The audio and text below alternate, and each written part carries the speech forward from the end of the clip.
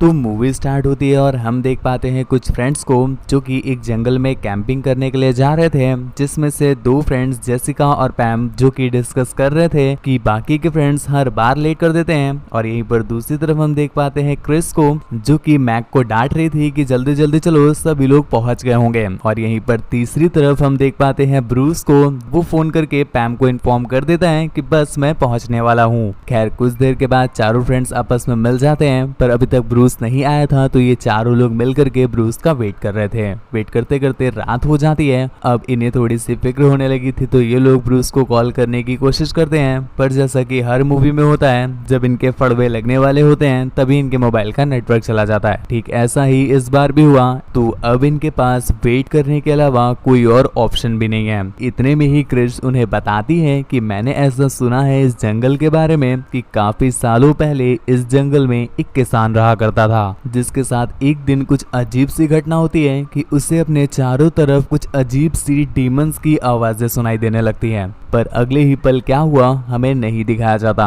Scene जब वापस switch होता है तो हम देख पाते हैं वो अपने घर पर आया और उसने आते ही अपनी वाइफ को एक कुल्हाड़ी से मार दिया, जिसके बाद वो उसके पेट से निकले हुए मांस को निकाल कर खाने लगता है। और ये चीज दूर खड़ी जब उसकी बेटी देखती है तो वो बहुत ज्यादा डर जाती है। ज्यादा देरी ना करते हुए किसान उसे भी रख करके सीधी उसकी गर्दन उड़ा देता है, जिसके बाद वो अपने बेटे को भी बहुत बुरी मौत देता है और उससे भी जमीन में गाड़ देता है। लेकिन इसके अगले दृश्य में हम देख पाते हैं कि वो जो डीमन था जिसने किसान को पॉजेस किया था, वो उसके बेटे को एक बार फिर से जिंदा कर देता है, जिसके बाद से ही उसका बेटा जंगल में आने वाले सभी लोगों को मार रहा है। ये कहानी सुन करके वो सभी लोग बहुत ज्यादा हंसते हैं। इसकी अगली सुबह हम देख पाते हैं कि जब पैम सोकर उठती है तो उसके कैंप में कोई भी नहीं था। ये देख करके वो काफी ज्यादा डर जाती है। इतने में ही वहाँ पर क्रिस आ जाती है। पैम ने क्रिस से पूछा कि बाकी के लोग कहाँ हैं, तो क्रिस कहती है मुझे नहीं पता।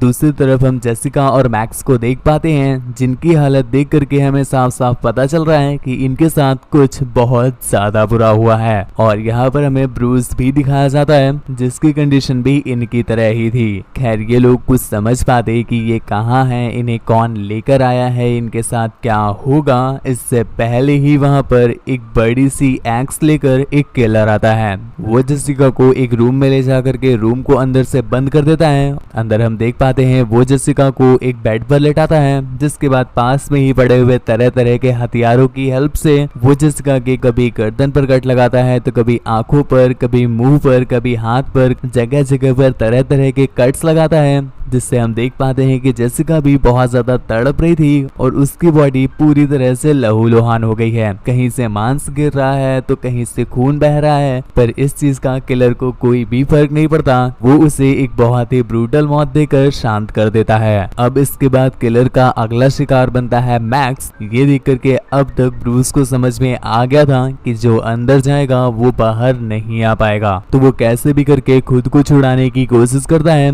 जिसमें वो अपने हाथों में बंधी हुई रस्सियों को पूरी ताकत के साथ खुद से हटाने में लग जाता है। और काफी ज्यादा दर्द झेलने के बाद हाथों की एक बहुत बुरी कंडीशन हो जाती है, लेकिन फाइनली वो अपने आप को उससे छुड़ा लेता है। जिसके बाद वो किलर की पड़ी हुई एक्स को लेकर उसे मारने के लिए उसी रूम में जाता है, पर उसके अंदर से आ रही मैक्स की चीखों को सुन करके उसकी हिम्मत नहीं होती कि वो एक कदम और भी आगे बढ़ाए। यहाँ पर दूसरी तरफ हम मैक्स को देख पाते हैं, जहाँ पर किलर उसे तरह तरह से टॉर्चर कर रहा है और काफी देर तक उसकी बॉडी से खेलने के बाद जब उसका मन भर जाता है तो वो उसे हमेशा के लिए शांत करने को एक बड़ी सी आरी लेकर उसकी गर्दन पर रेतने लगता है। हम देख पाते हैं मैक्स को इस चीज से काफी ज्यादा तड़प हो रही थी। कुछ देर तक उसकी गर्दन रेतने के बाद जब उसका शरीर पूरा लहूलुहान हो जाता है, तब ना चाहते हुए भी मैक्स की सांसों को उसका शरीर छोड़ना पड़ता है। और यहीं पर दूसरी तरफ हम देख पाते हैं उन दोनों लड़कियों को जो कि पूरे जंगल में उन्हें ढूंढते ढूंढते उसी कैबिन के पास पहुंच गई थी। और यहीं पर अंदर हम ब्रूस को देख पाते हैं जो उस किलर से बचने के लिए भाग रहा है और रास्ते में उसे एक लड़की के चीखने की आवाज सुनाई देती है, जो कि एक संदूक से आ रही थी, जिसके अंदर एक लड़की जो कि काफी ज्यादा तड़प रही थी। पर इतने में ही वहां पर किलर की आने की आहट हुई। ब्रूस इतना ज्यादा डर जाता है कि वो एक्स को वहीं रख करके साइड में छिप जाता है। किलर के जाने के बाद जब ब्रूस वापस आया, किलर ने अब तक उसे देख लिया था।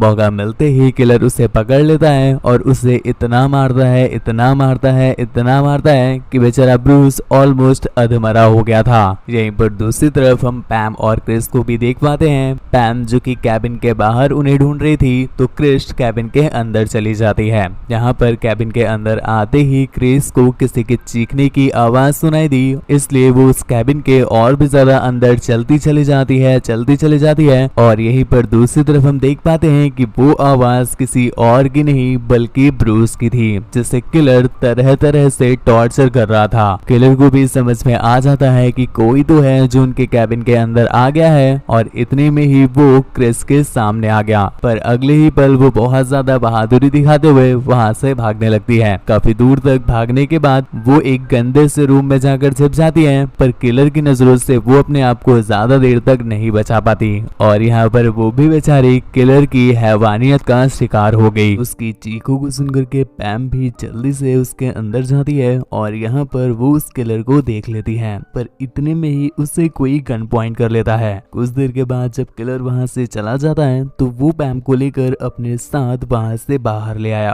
और यहाँ पर वो पैम को समझाते हुए कहता है कि जिसे तुमने अभी अभी देखा है ना, वो उसी किसान का बेटा है। पैम उसे वो सब कुछ बताती है जो उसके साथ हुआ है। तो यहाँ पर वो बंदा उसे क्लियर कर देता है कि अब तुम अपने फ्रेंड्स को ढूंढने की कोशिश मत करो, तुम्हारे फ्रेंड्स में से कोई भी अब जिंदा नहीं होगा।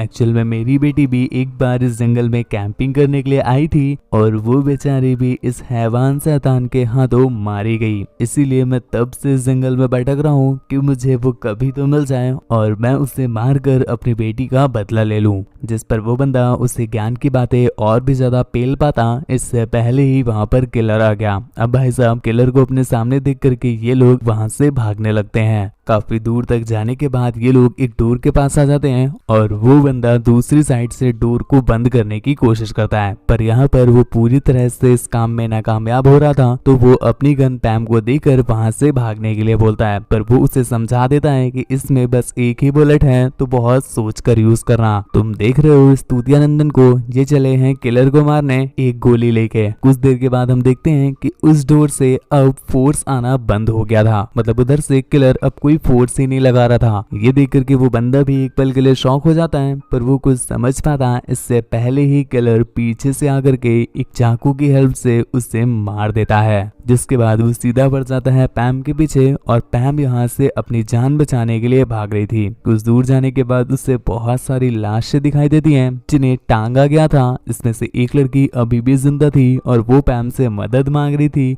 पैम उसकी कुछ मदद कर पाती इससे पहले ही किलर वहां पर आ जाता है। यहाँ पर वो किलर को शूट कर पाती इससे पहले ही किलर उसे पकड़कर पीटने लगता है। वो उसे इतना मारता है, इतना मारता है, इतना मारता है कि वो बेचारी अधमरी हो जाती है। जिसके बाद किलर उस पर आखिरी वार करके उसे हमेशा के लिए खामोश करने वाला था कि इससे पहले ही वो उसे शूट कर देती है। काफी दूर तक जाने के बाद उसे एक गाड़ी मिल जाती है जिसके अंदर एक जेंटलमैन था। वो उसे लिफ्ट देने को मान जाता है, लेकिन हम देख पाते हैं कि वो उस गाड़ी को जंगल में काफी देर से इधर उधर चला रहा था, और काफी देर हो जाने के बाद जब उसे कुछ भी समझ नहीं आता तो वो पैम को बताता है कि देखो सच में मैं तुम्हारी हेल्प करना चाहता था, पर प्लीज बिलीव मी, मुझे यहाँ से बाहर निकलने का रास्ता समझ ही नहीं आ रहा। ये बोलकर वो कार से बाहर निकल जाता है, और अगले ही पल हम किलर को उस बंदे के पीछे देख पाते हैं जो एक ही बार में उसे मार देता है।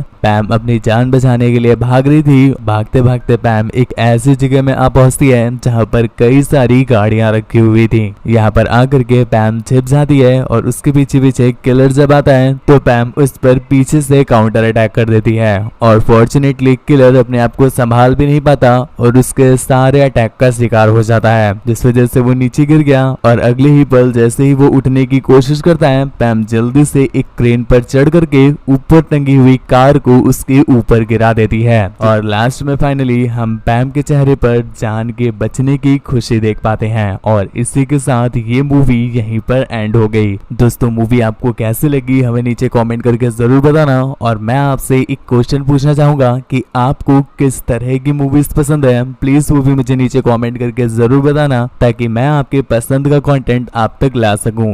अगर आपको इस तरह की स्लैशर मूवीज पसंद है तो आप नीचे स्लैशर लिख सकते हो, या फिर आपको थोड़ा सा एडल्ट वाली स्लैशर पसंद है तो आप 2+2=4 लिख दीजिएगा, या फिर आपको स्लैशर में ही लेदर फेस टाइप की, या फिर आपको वियर्ड एक्सपेरिमेंट टाइप की, या फिर ऐसे में ही स्लैशर वाली कल्ट टाइप की, जिस तरह की भी मूवीज आपको पसंद हो नीचे कमेंट करके जरूर बताइएगा। मैं आपके लिए वैसे ही आपकी पसंद की मूवीज एक्सप्लेन कर दूंगा। मुझसे बात वगैरह करना चाहते हो या मुझे देखना चाहते हो तो मुझे इंस्टा पर फॉलो करके मैसेज कर सकते हो। मेरी इंस्टा आईडी तुम्हें स्क्रीन पर दिख रही है और लिंक नीचे डिस्क्रिप्शन में दिया हुआ है। मूवी डाउनलोड करना चाहते हो तो डिस्क्रिप्शन में दिए हुए लिंक से मेरे टेलीग्राम चैनल को ज्वाइन कर लो, वहां पर आपको सभी मूवीज के लिंक मिल जाएंगे। आपने अगर वीडियो को यहाँ तक देखा है मेरे भाई तो मुझे पता है कि आपको वीडियो बहुत ज्यादा पसंद आई है, तो प्लीज मेरे भाई अगर पसंद आई हो तो वीडियो का लाइक बटन प्रेस कर दीजिएगा। ज्यादा लाइक्स आते हैं तो हमें भी देख करके बहुत ज्यादा खुशी होती है कि चलिए हमारी वीडियो आपको पसंद तो आ रही है। चैनल को अभी तक सब्सक्राइब नहीं किया है तो मेरे भाई और भी ज्यादा तगड़ी तगड़ी मूवीज के लिए चैनल सब्सक्राइब कर लो। आज के लिए बस इतना ही।